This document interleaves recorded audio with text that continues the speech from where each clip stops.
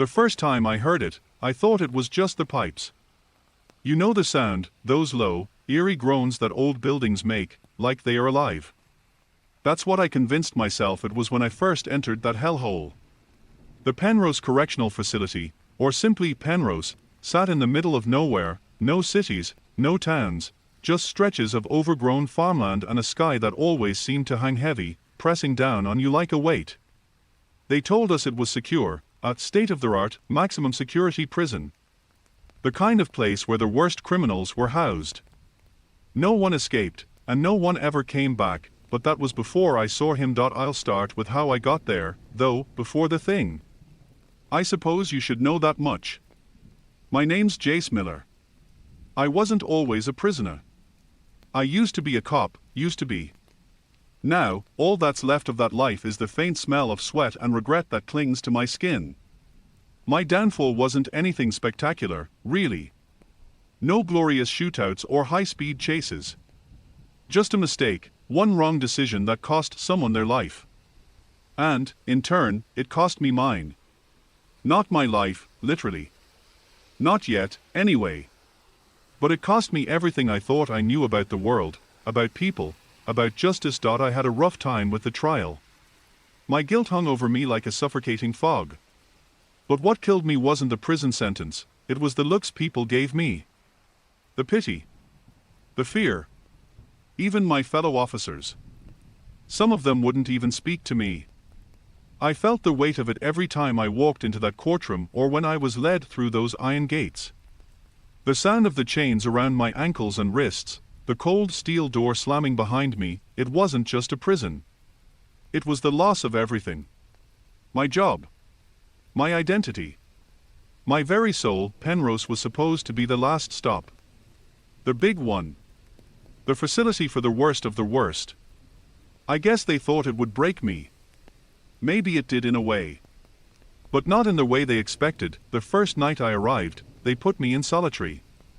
I was a new arrival, a former cop surrounded by murderers, rapists, and gangbangers who looked at me like a piece of meat. They weren't wrong. In their eyes, I wasn't a cop anymore. I was just another criminal, and that's what I had become. The cell was small, cramped, but at least it was quiet. At least, that's what I thought at first. The first thing I noticed was the smell. It was something between rotting flesh and industrial cleaner. The walls were stained yellow, cracked and warped in places. The toilet was nothing more than a metal grate in the floor, and the bed, if you could even call it that, was a slab of concrete with a thin, worn-out mattress. They'd given me an orange jumpsuit that hung loose on me. I hadn't eaten in hours. I tried to sleep that first night, but the sound of the pipes kept me awake. It was like something was moving behind the walls. Scraping. Hissing. Low growls that echoed through the darkness. I told myself it was just the building. Old and decrepit. That's what it had to be, right, but as the night dragged on, the sound grew louder. I could feel it now, vibrating through the very bones in my body. Then, there was the knocking. It wasn't a regular knock, like someone knocking on a door. It was different. A rhythmic tapping, like claws raking across metal. First on one wall, then another, as though something, or someone, was circling my cell. I pressed my back against the concrete, my heart hammering in my chest. The sound wasn't coming from the pipes anymore. It was coming from inside the walls. I don't know how long I sat there, terrified, staring at the cracked walls around me. My breath came in short bursts, the cold sweat sticking to my skin. And then, just as suddenly as it started, the sound stopped. I don't know if I fell asleep or passed out, but the next thing I knew, I woke up to a harsh banging on my cell door.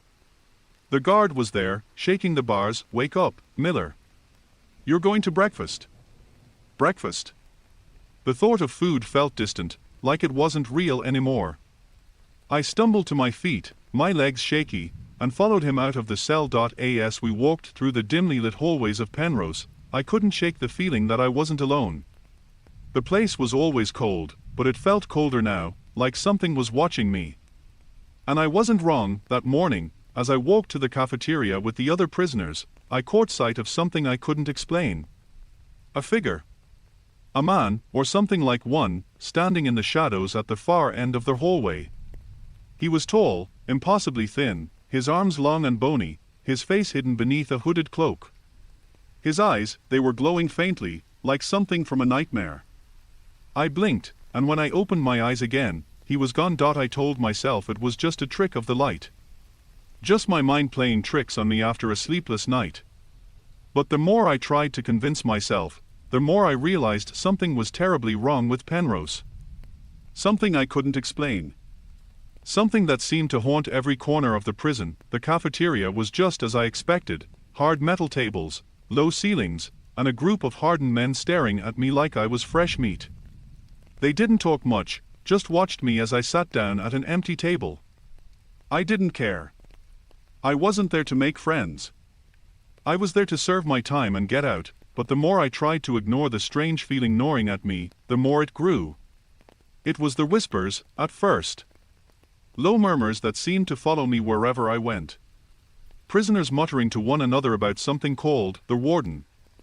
I heard rumors about him, things that didn't make sense, stories of men going missing, disappearing without a trace.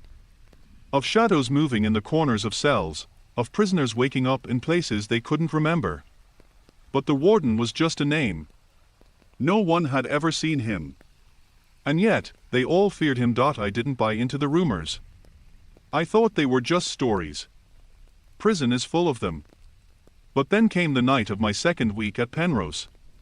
The night that everything changed. I woke to the sound of those damn pipes again. The scratching. The knocking. But this time, it wasn't just in the walls. It was in the floor. The ceiling. Everywhere. And as I lay there, frozen in terror, I heard a voice. A low, guttural whisper, barely audible over the noise, "Come find me." I didn't know what to make of it. I didn't want to make anything of it. But my body moved before my mind could catch up. I stood up from my bed and walked toward the source of the sound. My heart was racing. My legs felt like lead.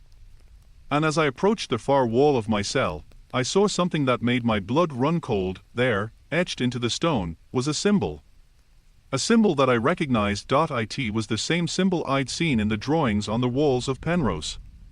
The ones no one ever spoke about, the one that marked the place from which no one ever emerged. The symbol on the wall burned into my memory, its jagged edges etched so deeply into the stone that they seemed alive. It wasn't something I had ever seen before, but I recognized the instinctual terror it provoked. I couldn't put a name to it, but I knew it. It was something old, something ancient, and it felt like it had always been here, waiting, lurking just beneath the surface of Penrose. I stepped back, my breath shallow, as though the very air in the cell had thickened, turning foul and heavy. The walls around me felt like they were closing in. The sound of the pipes, no, not pipes anymore, became a relentless, low, grating hum that vibrated in my bones. "Come find me." The voice had come again, this time louder, clearer, but still faint. Like it was coming from inside my head rather than the world around me. It wasn't my imagination. I knew that much. Something was speaking to me from the depths of this cursed place. The prison.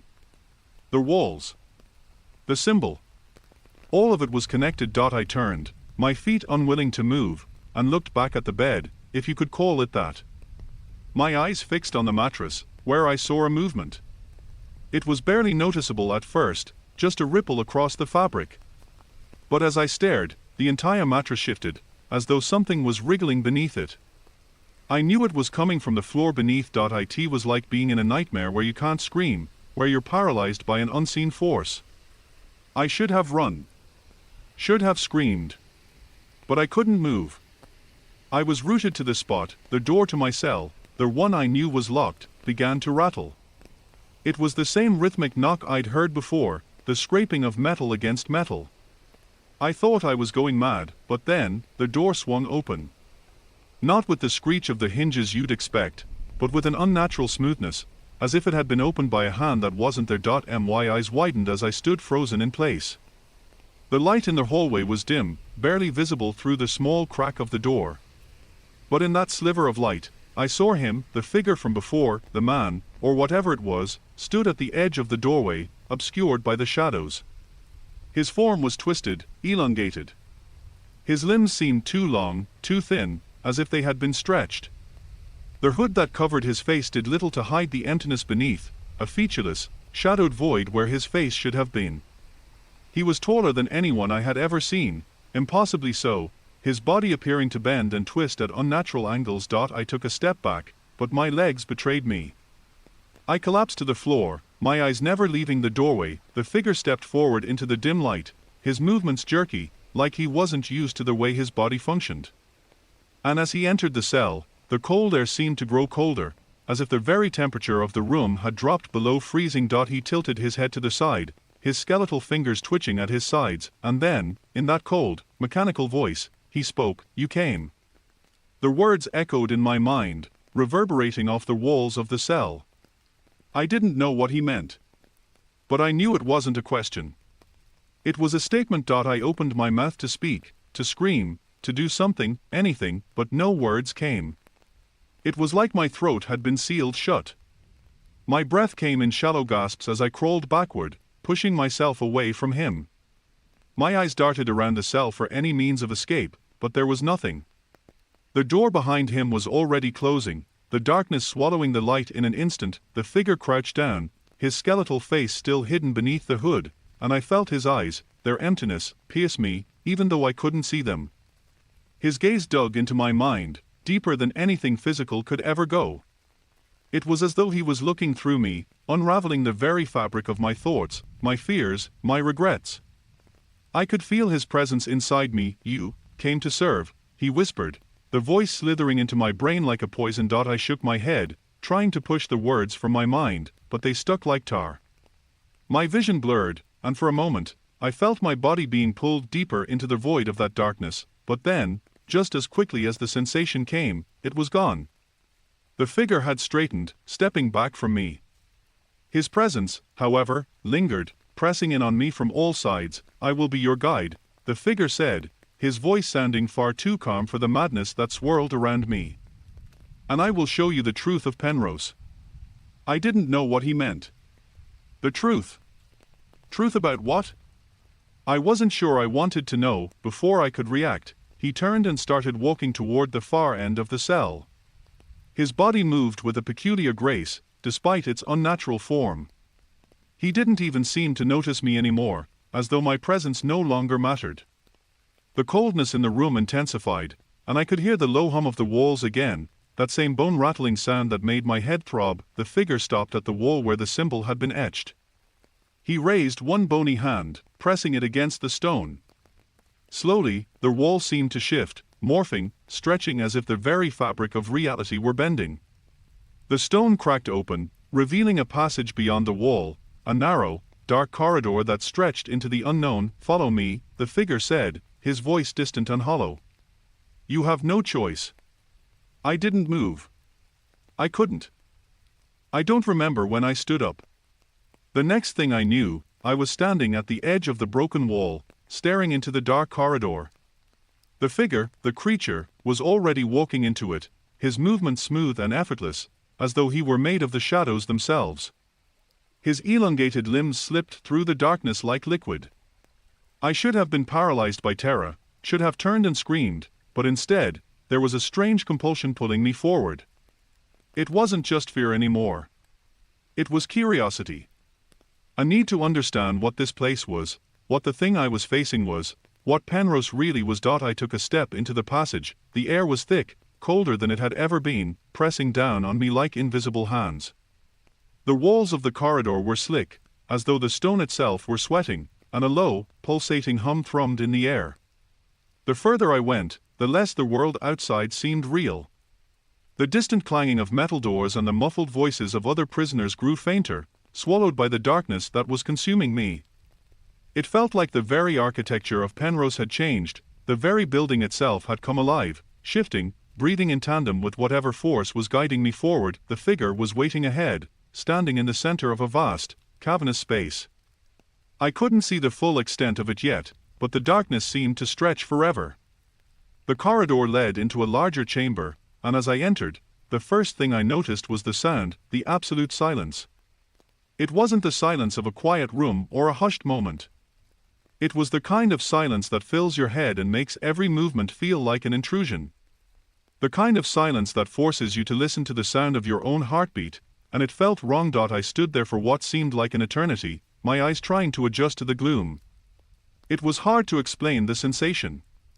The very air in the room seemed thick with dread, pressing in from every direction, and then, I saw at the far end of the chamber, a figure emerged from the shadows. He was tall, taller than any man I had ever seen, and his skin was pale, almost translucent. He was wearing a dark suit, but it wasn't the kind of suit a person would wear. It was too perfect, too still. It shimmered, the fabric shifting in unnatural ways, like the suit itself was alive. His face was partially obscured, the skin smooth and unnervingly featureless. His eyes glowed with a deep, malevolent light, the color of pitch-black smoke, and they were fixed on me. I froze. "Welcome to the true Penrose." The voice that came from the figure was cold, distant, and disembodied, as though it came from everywhere and nowhere all at once. I tried to speak, to ask what he was, what this place was, but my throat was dry, my words caught in my chest. The figure's lips didn't move, but somehow I heard the words. "You've been deceived," it continued, and I could feel the weight of each word pressing down on me. "This prison, it isn't what you think. You haven't been sentenced for what you've done. You've been brought here for what you are." The world seemed to tilt beneath me as the weight of his words sank in. I had no idea what he meant. I wasn't some innocent man. I had killed. I had made a mistake, a horrible mistake that haunted me every moment I was awake. And yet there was something in his words that made me question everything. Why had I really been sent here? Was it just punishment, or was there something more? Something darker? "The warden has watched you," the figure said, as though reading my mind. "He's been watching all of you. Every soul that enters this place. You are his collection. His prisoners." I didn't understand. The warden. There had been whispers, rumors. No one had ever seen him, not really. Just stories of him. The man who ruled Penrose from the shadows, pulling strings, breaking spirits. But hearing this figure, this thing, speak of him like that, with such reverence and fear, left a chill that reached down into my soul. "The warden is the architect of this prison," the figure continued. "But Penrose is more than just walls and bars. It is a place of transformation. And you, Jace Miller, are a key." I stepped back, my pulse racing, a million questions scrambling in my mind. What did he mean? What transformation? And why was I a key? The figure raised a hand, pointing at the center of the room where a large metal door stood, half open, a faint red light spilling from within. "That is the warden's domain. His true prison. Only those who have been chosen may enter. You will not emerge from it unchanged." I didn't want to go any closer. My instinct screamed at me to run, to turn around and escape this madness. But something kept me rooted to the spot. I had to know. I had to understand. The figure, this thing, began to walk towards the door, its long limbs swaying unnaturally, its movements jerky yet precise. As he neared the threshold, the shadows around him seemed to cling to his body, as though they were alive, writhing and twisting with an intent all their own. "Come," the figure beckoned without a sound, his voice inside my mind. "It's time to see the truth." I hesitated. My feet felt like they were made of lead. But the pull, that strange compulsion, was too strong. Without another word, I followed, drawn toward the light that now flickered from the open doorway. My heart hammered in my chest, each step feeling heavier than the last. As I crossed the threshold, I was hit by the overwhelming scent of decay. The room beyond was vast, its walls lined with shelves full of jars, each containing what I could only describe as preserved memories. Strange, grotesque artifacts littered the space, things that looked like they belonged in nightmares, not the real world, and in the center of it all, standing with a presence that seemed to suffocate the very air, was the warden. He was a man, or at least he looked like one. Tall, sharp-featured, with jet black hair that fell to his shoulders. His eyes were cold, impenetrable, and his expression was one of amusement, like he knew exactly what I was thinking. "You've made it," the warden said, his voice calm, as though he were speaking to a child. "You see, Jace Miller, this place, it was never about punishment. It was about collection. Every man, every soul here, they are mine to do with as I see fit. And you? You are one of the few who have the privilege to serve me." A chill crawled up my spine as the words sank in. "No one ever leaves, Jace," the warden continued, stepping toward me. "Not truly. They either break, or they become part of the collection." My eyes darted to the shelves around us, at the things trapped within those jars. Were they the souls of the men who had been here before me? Were they, me? I turned, looking for an escape, but the door through which I had come was gone. The warden's cold laugh echoed around me, filling the room, trapping me in this place of horrors. "You don't get to leave, Jace," he said softly, almost lovingly. "But don't worry. The transformation has already begun." Suddenly, I felt it, an ice-cold grip around my chest, pulling me forward. My breath caught, my heart faltering as everything went black.